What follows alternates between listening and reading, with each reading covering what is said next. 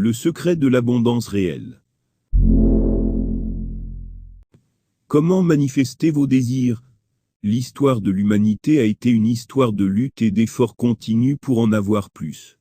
Nous avons parcouru un long chemin grâce à l'effort pur et à la volonté, mais cela nous a-t-il rapprochés de la vraie satisfaction? C'est vrai, nous vivons plus confortablement qu'avant, mais sommes-nous heureux? On dirait qu'on ne connaît qu'un seul moyen d'obtenir nos désirs, l'effort.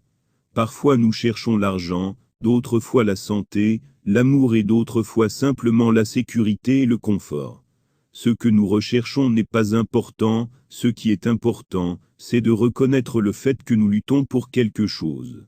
Mais que se passe-t-il, lorsque nous avons finalement atteint ce que nous voulions, et pourquoi nous nous sommes battus si durement? Quand vous possédez enfin cette voiture ou cette moto neuve que vous vouliez depuis si longtemps, en voulez-vous plus une fois que vous l'avez? Non, une fois que vous avez obtenu ce que vous vouliez, ce que vous pensiez être si important devient quelque chose d'insignifiant. Était-ce jamais important? C'est une question très importante à se poser à chaque fois qu'on veut quelque chose. C'est vraiment important? Pourquoi? Qui m'a donné cette idée? Est-ce que ce que j'ai assez? Suis-je ingrat? Si je n'apprécie pas ce que j'ai maintenant, est-ce que j'apprécierai ce que j'aurai plus tard? L'erreur fondamentale que nous faisons est de croire que les choses dans le monde extérieur peuvent nous faire nous sentir bien ou nous sentir mieux d'une certaine manière. La réalité, c'est que nous ne voulons pas de cette nouvelle voiture, nous voulons simplement le sentiment que nous croyons que l'achat de cette voiture va nous donner. Nous ne voulons pas vraiment une petite amie ou un petit ami, nous voulons juste arrêter de nous sentir seuls. Nous ne voulons pas vraiment plus d'argent, nous voulons juste nous sentir en sécurité. Ce que nous recherchons, c'est un sentiment, et ce que nous avons besoin de voir, c'est que les sentiments sont générés de l'intérieur, et ne sont en aucun cas le résultat de quelque chose de notre monde extérieur, du monde qui nous entoure. Nous croyons que les choses nous rendent heureux, parce que lorsque nous réussissons quelque chose, nous nous sentons bien pendant un certain temps, alors nous attribuons la sensation à l'objet. On dit « ça me rend heureux ». C'est là que nous nous trompons complètement, nous donnons notre pouvoir à des objets extérieurs à nous-mêmes. Ce qui vous a vraiment fait le bonheur, c'est l'élimination du désir, et non la réalisation de votre désir. Quand vous obtenez ce que vous voulez, vous arrêtez de le vouloir, c'est pourquoi vous vous sentez heureux. Dans les enseignements spirituels les plus anciens, on dit que le désir est la racine de la souffrance. Nous ne souffrons pas, parce que nous n'avons pas ce que nous voulons, nous souffrons car nous le voulons. Si tu arrêtais de vouloir, tu serais enfin en paix. Pourquoi continuons-nous à désirer des choses matérielles, alors que nous savons subtilement qu'elles ne nous rendent pas pleinement heureux? Nous continuons à endurer parce que nous croyons secrètement que si nous cessons de vouloir, nous perdrons le contrôle de nos vies. Si nous cessons de vouloir, comment obtiendrons-nous ce que nous voulons? C'est un drôle de paradoxe. Nous ne réalisons pas que le désir est la vraie raison de notre souffrance. Nous devons commencer à voir que cesser de vouloir et désirer pour désirer ne peut pas nous nuire. Notre vie ne va pas s'effondrer parce que nous cessons de désirer de plus en plus. Regarde les arbres. Tu crois qu'ils veulent pousser? Non, ils vont grandir. La vie exprime automatiquement sa perfection quels que soient vos désirs. L'univers ne se soucie pas de savoir si vous voulez quelque chose ou non, il s'assure que vous continuez à évoluer peu importe ce que vous dites ou pensez à ce sujet. Quand vous essayez de forcer votre volonté sur le monde, vous dites à l'univers « Je veux aller dans cette direction », même quand votre propre destin essaie de vous conduire dans une direction différente. Faut-il s'étonner alors que nos vies nous paraissent parfois si chaotiques? S'il vous plaît, ne confondez pas le manque de désir avec la passivité. Ne pas avoir de désir ne signifie pas que vous restez assis et ne faites rien toute la journée. En fait, sans désir, vous devenez plus producteur et vous obtenez beaucoup plus que vous ne le feriez autrement. Pourquoi? Parce que vous avez éliminé toute résistance. Les désirs vous gardent dans un désordre de vouloir faire 1 million de choses à la fois, vous voulez la richesse et la célébrité, vous voulez aussi la simplicité et la tranquillité, vous voulez un corps parfait, vous voulez aussi manger du chocolat et de la glace. Comment pouvez-vous vous battre pour tant de choses en même temps? La réponse est simple, vous ne pouvez pas. L'élimination du désir élimine la confusion. Il élimine le stress, et crée la simplicité et la paix intérieure. La croyance inconsciente que nous devons dire que la vie est chaotique et que nous luttons, et nous nous efforçons de maintenir l'ordre et l'harmonie est complètement fausse. L'humanité n'a pas apporté l'ordre et l'harmonie à la vie. L'humanité a obscurci la perfection par ses idées de perfection, nous essayons d'améliorer la nature qui est une tâche impossible. La vie est parfaite à tous points de vue, et ne nécessite pas d'ajout ou de suppression pour se faire. Les idées de l'homme qui disent le contraire ne sont que des vanités de l'ego. Nous aimerions croire que nous avons les réponses, ou qu'à un moment donné dans l'avenir, nous aurons les réponses, mais l'ironie, c'est que la réponse a toujours été juste sous notre nez. La réponse est que votre vie est parfaite, et a toujours été ainsi. Si vous croyez le contraire, réalisez que seule votre pensée le dit, la perfection n'est qu'une idée, en réalité, il n'y a ni perfection ni imperfection. Votre esprit vous trompe, votre vie n'est pas ce que vous pensez qu'elle est, votre vie semble juste être une certaine façon parce que vous vous êtes dit continuellement, et sans vous en rendre compte. C'est juste une histoire très crédible, mais une histoire. Écoutez les arguments que votre esprit essaie de faire valoir en lisant ceci, il vous dira, oui, mais qu'en est-il de ce problème que j'ai? Qu'en est-il des factures que je dois payer? Qu'en est-il de ma santé? Qu'en est-il de la mort du membre de ma famille, et du travail qui ne me plaît pas? Ces problèmes supposés vous semblent bien réels, mais les problèmes ne sont que des produits de notre perception, en réalité, il n'y a pas de problème. Tout est simplement ce qu'il est, il n'y a pas besoin d'ajouter un commentaire derrière, vos idées sur la vie ne sont pas la vie elle-même. Ce ne sont que des idées, ce sont des pensées qui vont et viennent, mais dans le grand ordre des choses, elles ne sont absolument pas pertinentes. Même ces paroles que j'écris ne sont pas la vérité sur la vie, j'écris seulement ceci dans l'espoir que vous parviendrez à la réalisation intérieure nécessaire pour que vous soyez enfin en paix. Je ne m'affirme pas à mon miso, pour connaître la vérité sur tout. Je n'exprime ma propre compréhension, que dans l'espoir que vous en arriverez à la même compréhension avec le temps. Même ces mots que j'écris ne sont pas la vérité sur la vie. Je n'écris ceci que dans l'espoir que vous arriverez à la réalisation intérieure nécessaire pour que vous soyez enfin en paix. Je ne m'affirme pas pour connaître la vérité sur tout. Je n'exprime ma propre compréhension que dans l'espoir que vous en arriverez à la même compréhension. Abandonne ces désirs. Je dis abandonner, parce que c'est vraiment aussi simple que cela, désirer quelque chose, c'est s'accrocher à une idée de quelque chose par peur de ne pas la recevoir, désir et doute vont de pair. Il n'y a pas de désir sans aucun doute, désirer quelque chose signifie que vous avez des doutes sur votre capacité à le recevoir. Si vous n'aviez aucun doute à ce sujet, le désir perdrait son sens. Quand vous savez que quelque chose est à vous, ou qu'il sera bientôt à vous, alors vous cessez d'être à vous, parce que vous avez éliminé le doute. Éliminer le doute, et simultanément éliminer le désir, et simultanément éliminer le doute. Le désir et le doute sont très proches d'être les mêmes, la solution est d'éliminer les deux.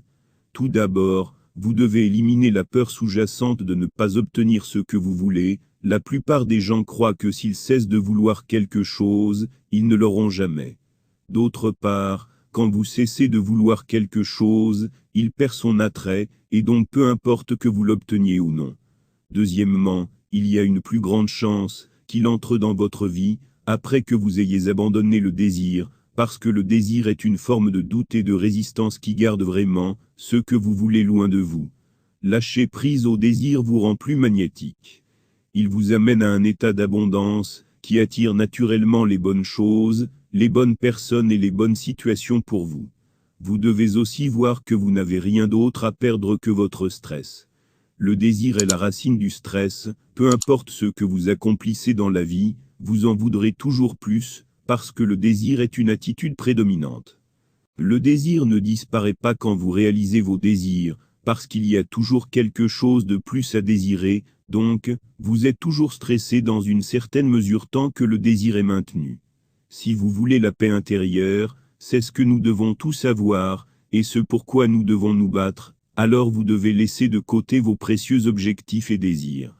Encore une fois, cela ne signifie pas que vous n'atteindrez pas vos objectifs, mais simplement que vous serez en mesure d'aller de l'avant, avec la paix plutôt qu'avec stress et incertitude. Le seul problème avec les buts, c'est qu'ils fixent des limites à votre bonheur. Avoir un but vous dit « je serai plus heureux un jour ou l'autre quand j'y parviendrai ». Avoir des objectifs, par conséquent, réduit votre capacité à vivre avec joie dans le moment présent, ce qui est vraiment tout ce que nous avons. Ce que je recommande, c'est de créer un seul objectif pour vous-même, et c'est d'être aussi heureux, gentil, aimant que vous pouvez l'être à chaque instant. C'est le seul objectif que vous devez avoir, tout le reste vous conviendra parfaitement si vous en faites votre seul objectif. Sensibilisation de soi. Lâcher les désirs et passer à un état de paix intérieure est vraiment extrêmement facile et simple, mais pourquoi si peu de gens trouvent-ils cette paix? Cela est principalement dû au fait que la conscience de soi est très faible chez la plupart des gens. Qu'est-ce que la conscience de soi? La conscience de soi est la capacité d'objectivité. Vous êtes capable de voir vos pensées, émotions, opinions, croyances et circonstances de votre vie en général, comme si vous étiez un observateur externe. La conscience de soi est la capacité d'objectivité. Vous êtes capable de voir vos pensées, vos émotions, vos opinions, vos croyances et les circonstances de votre vie en général, comme si vous étiez un observateur externe. C'est de pouvoir se démêler du désastre que vous avez créé, prendre du recul et dire « Wow, quel désordre j'ai créé, quelque chose que je dois changer », c'est une forme d'humilité, vous dites « Je le fais mal, je ne sais pas ce que je fais ». Les gens sans conscience de soi, ou sans humilité blâmeront toujours quelque chose ou quelqu'un d'autre qu'eux-mêmes. Ils ne peuvent pas être objectifs, et ne voient pas les problèmes comme quelque chose qu'ils ont eux-mêmes créé, et ne peuvent donc pas apporter des changements positifs importants dans leur vie sans l'aide d'un enseignant ou d'un mentor qui peut être extrêmement direct avec eux. Il y a un piège, la conscience de soi n'est pas toujours suffisante, vous pouvez regarder votre vie et dire je dois changer quelque chose. Mais si vous ne savez pas quel changement à faire, vous n'êtes pas mieux qu'avant, vous pouvez essayer de démêler le désastre que vous avez créé, mais seulement finir par créer une catastrophe encore plus grande que vous aviez. Ce dont vous avez besoin en dehors de la conscience de soi, c'est de sagesse. La sagesse, c'est de savoir comment faire le bon pas à côté de l'ensemble des circonstances. C'est voir la situation dans son ensemble, et ne pas tirer de conclusions fondées sur des normes ou des croyances culturelles. Par exemple, supposons que vous soyez célibataire, et que vous vous sentiez seul, la plupart des gens vous diront de trouver un partenaire, pour cesser de vous sentir seul, mais ce n'est pas la sagesse à appliquer. La sagesse, c'est de savoir quelle est la bonne marche à suivre dans un certain nombre de circonstances. C'est voir la situation dans son ensemble, et ne pas tirer de conclusions fondées sur des normes ou des croyances culturelles. Par exemple, supposons que vous soyez célibataire et seul. La plupart des gens vous diraient de trouver un partenaire pour ne plus vous sentir seul. Ce n'est pas de la sagesse. Il est probable que ce conseil vous poussera à créer un désastre encore plus grand complet pour vous. La sagesse est de voir que votre problème est interne, et, par conséquent, la solution est aussi interne. Tu n'as pas besoin d'un partenaire, tu as besoin d'un examen de conscience. La sagesse n'est pas faire cela, la sagesse est de dire regardez ici, il n'est pas prudent d'écouter les gens qui prétendent avoir la solution exacte à votre problème. Les gens qui manquent de sagesse croient qu'il n'y a qu'une seule solution à tous les problèmes. Mais chaque situation est unique, alors méfiez-vous toujours des conseils qui manquent d'un élément critique. Les meilleurs mentors vous guident dans la bonne direction en dirigeant votre attention vers l'intérieur de vous-même. Ceux qui vous disent de chercher des solutions sont ceux qui vous tromperont probablement et vous laisseront dans un autre pétrin dans l'avenir. La sagesse se gagne avec le temps. C'est la combinaison de la connaissance et de l'expérience qui mène à la sagesse. La connaissance ne suffit pas, il faut passer par les épreuves, les hauts et les bas de la vie avant de pouvoir acquérir la vraie sagesse.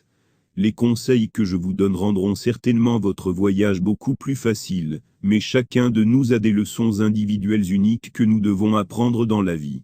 Et parfois la seule façon de les apprendre, est la manière dure, en passant par la douleur, et en sortant de l'autre côté d'être une personne qui change. Je sais juste que chaque expérience a une leçon à nous donner. Parfois, dans les trous du désespoir, nous nous rendons enfin, et c'est là que nous trouvons la lumière. Ma question est la suivante. Voulez-vous vraiment ce que vous pensez vouloir, ou voulez-vous simplement la paix de l'esprit et la spiritualité? Il ne fait aucun doute que le désir nous fait avancer dans la vie, c'est un ingrédient nécessaire dans une certaine étape de notre vie. Si vous êtes au fond, le désir peut vous servir beaucoup pour sortir de là. Mais à un certain point, nous nous rendons tous compte que se battre, pour de plus en plus, est insatisfaisant. Finalement, nous nous posons la question, est-ce tout ce qu'il y a? Il y a plus dans la vie que ce que vous pouvez voir et toucher.